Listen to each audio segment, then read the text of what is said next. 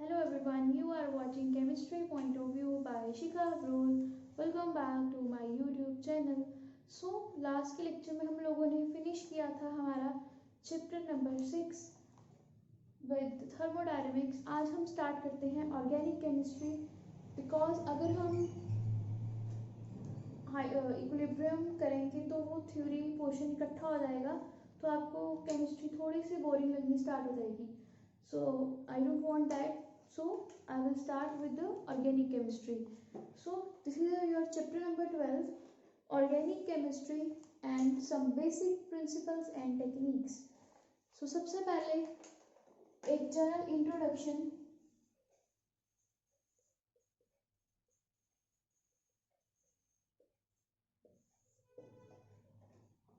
सो organic chemistry basically है क्या? अगर मैं बात करूँ केमिस्ट्री की, ओके, तो केमिस्ट्री मेनली 3 पार्ट्स में डिवाइडेड है up to your 12th class. Physical chemistry, inorganic chemistry and organic chemistry. And majority of the students को ये पोर्शन इतना अच्छा नहीं लगता है बिकॉज उनको इस पोर्शन से फोबिया होता है कि बहुत डिफिकल्ट है, राइट. ये दोनों पोर्शन वो कर लेते हैं बिकॉज इनऑर्गेनिक केमिस्ट्री तो पीरियोडिक टेबल पे बेस्ड होती है और ये सॉल्ट्स की केमिस्ट्री होती है, तो ईजी रहती है, राइट. अगर हम फिजिकल केमिस्ट्री की बात करें तो it is a totally theory, जैसे आपने चैप्टर नंबर 6 किया है, सिमिलरली वैसे ही, राइट. अब जब बात करते हैं हम ऑर्गेनिक केमिस्ट्री की, तो +1 क्लास में आपके सिर्फ 2 ही चैप्टर हैं ऑर्गेनिक केमिस्ट्री में, 12 और 13.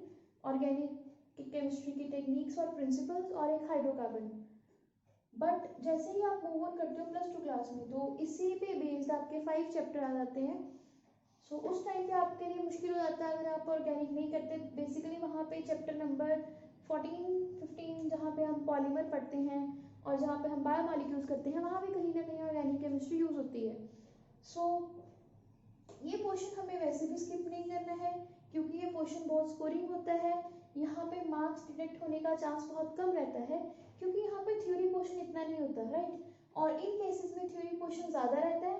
तो फॉर एग्जांपल अगर क्वेश्चन 3 मार्क्स का था थ्योरी का, फिजिकल केमिस्ट्री की बात करूँगा स्पेशली, तो आपको उसमें मैक्सिमम 2.5 या 2 मार्क्स ही मिल सकते हैं, राइट. बट ऑर्गेनिक के क्वेश्चन पे फुल मार्क्स आ सकते हैं. बस आपको इसको अंडरस्टैंड करना है, क्रैम नहीं करना, ठीक है. रट्टा नहीं लगाना है ऑर्गेनिक केमिस्ट्री को. मैं स्टार्ट करती हूँ जनरल इंट्रोडक्शन के साथ. ऑर्गेनिक केमिस्ट्री क्या है? सबसे पहले तो अगर फिजिकल की बात करें तो मैंने आपको बोला ये थ्योरी बेस्ड है. जितनी भी थ्योरीज हैं जो लिंक अप करती हैं मॉलिक्यूल्स को, एटम्स को, आयंस को, पार्टिकल्स को, वो सब थ्योरीज फिजिकल का पार्ट है. और जो ऑर्गेनिक केमिस्ट्री होती है वो होती है लिविंग थिंग्स के साथ रिलेटेड. और जो इनऑर्गेनिक होती है ये आपकी रिलेटेड होती है नॉन लिविंग थिंग के साथ. और अगर हम सिंपल लैंग्वेज में देखें तो यहाँ पे हम लोग सॉल्ट्स कवर करते हैं, then we cover compounds, minerals, मतलब वो सब चीज़ें जो रिलेटेड हैं हमारी लाइफ के साथ, but that things are non living. Organic में लिविंग थिंग्स के साथ रिलेटेड थिंग्स का बोलने का मतलब था जहाँ पे कार्बन और हाइड्रोजन होगा.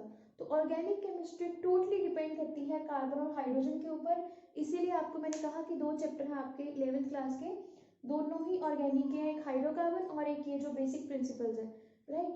तो विदाउट वेस्टिंग टाइम हम ऑर्गेनिक केमिस्ट्री की जनरल इंट्रोडक्शन करते हैं. अभी एक आपके दिमाग में सेटअप हो चुका है केमिस्ट्री का कि इसके पोर्शंस की बात करें, अगर हम इसके डिवीजन की बात करें तो ये 3 ब्रांचेज हैं मेनली +2 क्लास के अकॉर्डिंग या +1 क्लास के अकॉर्डिंग. तो मेन आपको फोकस करना है चीज़ों के ऊपर, आपको चीज़ें अंडरस्टैंड करनी है, क्रैमिंग नहीं करनी है मेनली, क्योंकि ऑर्गेनिक में क्रैमिंग का कोई बेनिफिट नहीं रहता है. क्वेश्चन डायरेक्ट क्रैमिंग वाले आते नहीं है सच, बिकॉज यहाँ पे मैंने आपको बोला थ्योरी नहीं रहती है, लॉजिक होता है. आपको उस लॉजिक को अंडरस्टैंड करना है, then you will get the full marks in organic chemistry. Start करते हैं हम लोग जनरल इंट्रोडक्शन के साथ. Organic compounds are vital for sustaining life on earth. जैसे मैंने आपको बोला ऑर्गेनिक कंपाउंड्स लिंक अप होते हैं आपकी लाइफ के साथ. So they are required for the sustenance of life. We ourselves are composed of largely of organic molecules, and we depend upon organic compounds that occur in nature for our food, clothing, medicines and for our energy। मतलब हमारी life के साथ जितनी भी चीज़ें link up हैं, जो हमारी डेली नीड हैं, जो हमें सरवाइव करने में हेल्प करती हैं, वो सारी की सारी चीज़ें हमारी ऑर्गेनिक बेस्ड है। अगर हम खाना खाते हैं तो वो प्लांट से मिलता है, वहाँ पे कार्बन होगा, राइट। अगर हम ऑक्सीजन ले रहे हैं, कार्बन डाइऑक्साइड रिलीज कर रहे हैं, तो सब चीज़ें हमारी लिंकअप हैं ऑर्गेनिक केमिस्ट्री के साथ। Because as you all know very well, जो हम खाना खाते हैं अगर हम उसको in the form of chemistry देखें तो हमारे फूड ग्रुप्स बनते हैं, जहाँ पे हम कार्बोहाइड्रेट्स की बात करते हैं, प्रोटीन्स, मॉलिक्यूल्स, तो वो सब चीज़ें लिंक हैं कहीं ना कहीं कार्बन के साथ, और वही चीज़ें हैं हमारी बॉडी का फंक्शन, एक बेस यूनिट जिसके कारण हम लिविंग है, right. So these organic compounds, even gas, petroleum, these all are also organic in nature and these are also useful for our daily purposes. So these organic compounds which make our life possible, including molecules like proteins, carbohydrates, fats or lipids, which are essentially found in our blood, food, muscles, DNA, RNA, enzymes, etc. All these things are just simply one word, we can say organic. So the existence of number of organic compound is because of the special property of carbon which is known as a catenation। और ये catenation क्या होती है, ये आप लोग ने 10th class में पढ़ा होगा, what is catenation, right। So catenation represents the self linking property,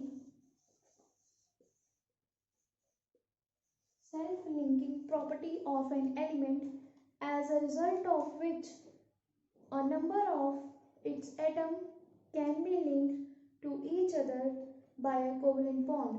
तो कार्बन कैटिनेशन प्रॉपर्टी के कारण ही हमें जो है डिफरेंट मॉलिक्यूल्स बनाता है, डिफरेंट डिफरेंट चीज़ों में यूज होता है, और हम उसको बोलते हैं बेसिक यूनिट ऑफ लाइफ।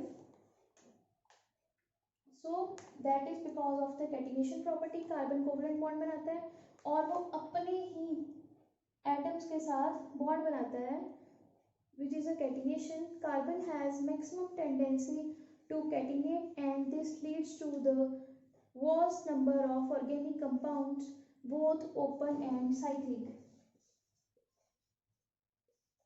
और इस कैटिनेशन प्रॉपर्टी के कारण कार्बन जो कंपाउंड्स बनाता है, ऑर्गेनिक कंपाउंड्स, वो हमारे पास टू वेज में रहते हैं मेनली, डिवीजन करें अगर हम ओपन और साइक्लिक। अगर मैं बात करूं ओपन चेन की तो हमारे पास कुछ इस तरह के कंपाउंड आएंगे, राइट। और अगर हम बात करें साइक्लिक की तो आपको पता होगा बेंजीन आप लोगों ने 10th में पढ़ा हुआ है, तो ये साइक्लिक कंपाउंड रहता है। इसके अलावा साइक्लोहेक्सेन है आपका, ये भी साइक्लिक कंपाउंड है। This is just because of catenation property of carbon. अगर कार्बन में कैटिनेशन प्रॉपर्टी नहीं होती तो हमें ये साइक्लिक कंपाउंड्स देखने को नहीं मिलते, ना ही हमें ओपन चेन स्ट्रक्चर्स मिलते कार्बन के। So this is only because of carbon and we can say that organic chemistry is possible because of this carbon.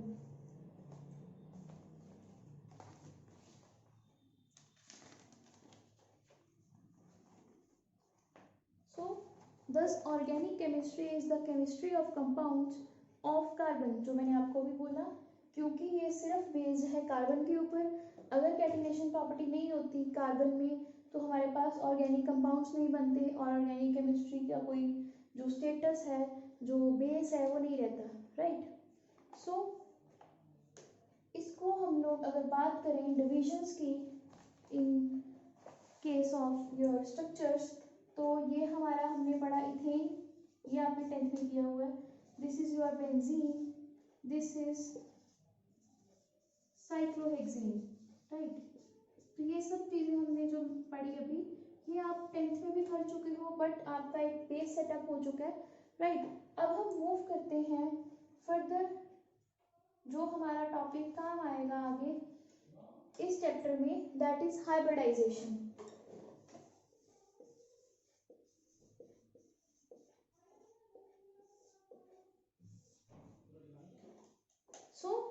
Hybridisation basically क्या है हमारे पास, ये आप लोगों ने 4th चैप्टर में भी किया था, sp3 hybridisation, sp2 hybridisation, sp hybridisation, जिसका लिंक ऊपर आ रहा है। वहाँ पे आपने देखा था हमने मेनली ऑर्गेनिक कंपाउंड्स कवर किए थे, जिसमें हमारे पास कार्बन था, इथेन, इथीन और ethyne, single bond, double bond, triple bond. ये फर्स्ट इथेन था, यहाँ पे सिग्मा बॉन्ड थे ये सारे, राइट। यहाँ पे जो कार्बन है वो sp3 हाइब्रिडाइज है। और अगर मैं बात करूँ डबल बॉन्ड और ट्रिपल बॉन्ड कंपाउंड्स की, तो वहाँ पे आप लोगों ने हाइब्रिडाइजेशन कवर की थी sp2, जहाँ पे कार्बन कार्बन में डबल बॉन्ड था, एक सिग्मा बॉन्ड था और एक पाई बॉन्ड था, और ये थे सिग्मा बॉन्ड्स। ये कार्बन sp2 हाइब्रिडाइज। और अगर मैं ट्रिपल बॉन्ड की बात करूँ तो हमारे पास एक सिग्मा था और 2 पाई बॉन्ड थे और एक ये sigma sigma, right.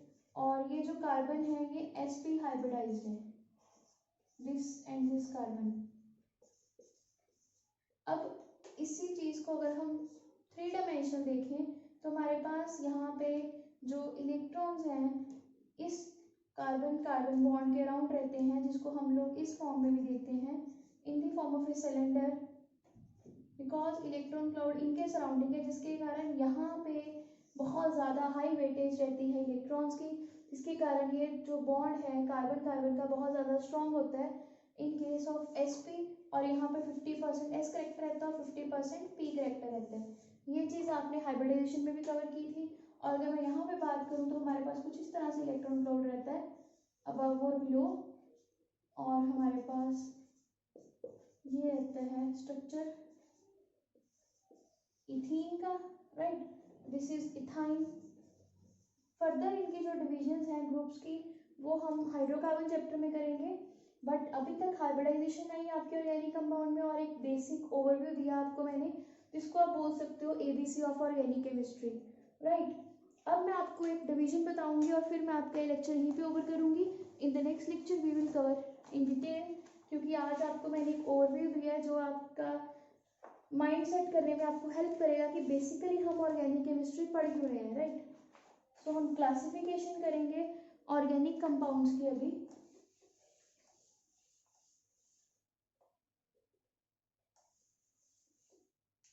Write down classification of organic compounds.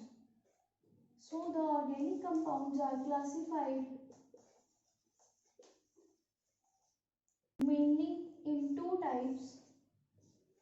One is open chain, जिसको हम लोग बोलते हैं acyclic compounds और open chain compounds, और सेकंड है cyclic और क्लोज्ड चेन कंपाउंड्स और रिंग कंपाउंड्स। आपको मैंने जब ऑर्गेनिक कंपाउंड के बारे में बताया तभी मैंने आपको वहाँ पे 2 एग्जांपल दी थी, एक ओपन की और एक चेन की। अब उन्हीं की फर्दर और डिविजन देखेंगे हम अभी।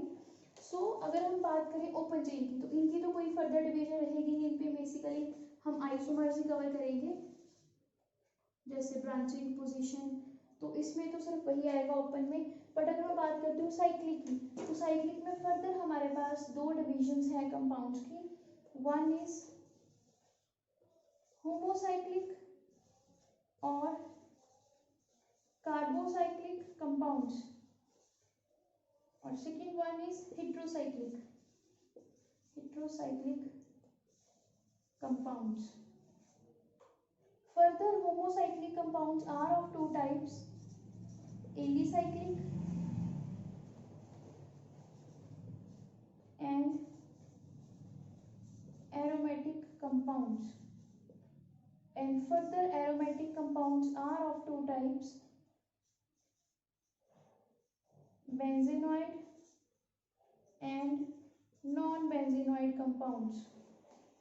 वो कंपाउंड्स जिनके बीच में बेंजीन प्रेजेंट होता है वो होते हैं एरोमेटिक, और जिनके बीच में बेंजीन तो होता है बट नॉन बेंजोइड होते हैं, एरोमेटिक होते हैं बट बेंजीन नहीं होता, राइट। तो ये है डिविजन्स हमारे पास कंपाउंड्स की, जिनको फर्दर हम डिटेल में एक्सप्लेन करेंगे नेक्स्ट लेक्चर में। बट एक ओवरव्यू आपको ज़रूर देना था मैंने, वो आपको मैंने बताया। organic compound based upon carbon and hydrogen, and further of two types, open and cyclic. Open chain में हम आइसोमर्स कवर करते हैं, वो हम नेक्स्ट करेंगे. Then in cyclic we have two types, homocyclic and heterocyclic.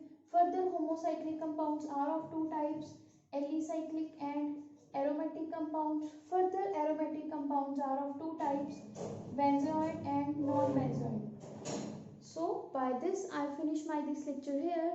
I will see you in the next lecture. Till then, do revise this lecture, try to understand the things, and don't forget to cover the hybridization lecture before the next lecture, so that you will be able to cover all the things very easily. Do share my channel with your friends, and thank you for watching. See you in the next lecture. Till then, keep learning. Bye bye.